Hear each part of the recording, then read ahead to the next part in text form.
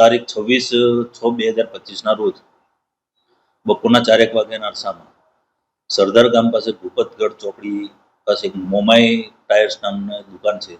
જે દુકાન મયુરભાઈ વસોયાની હોય ત્યાં આગળ આ કામના આરોપીઓ ટાયર લેવા ગયેલા અને ટાયરનો ચેન્જ કરવા માટે સિકંદર જુમાભાઈ શાંત તથા તેનો દીકરો અરશદ આ વેપારી સાથે ટાયર બાબતે બોલાચાલી ઝઘડો થતા ઉગ્ર સ્વરૂપ લેતા મારામારી કરેલી. જે બાબતે આજીડેમ પોલીસ સ્ટેશનમાં ભારતીય ન્યાય સંહિતાની કલમ 115, 351, 352, 54 તથા બીપીએક 135 મુજબ ગુનો દાખલ કરવામાં આવેલો હતો.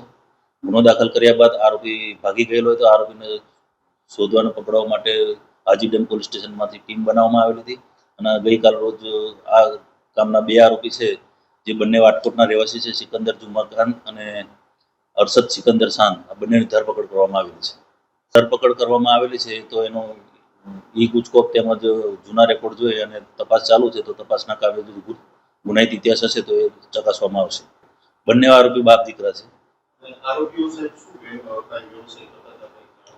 હવે હાલ જાણવા મળેલ નથી, પણ તપાસમાં જે ખુલે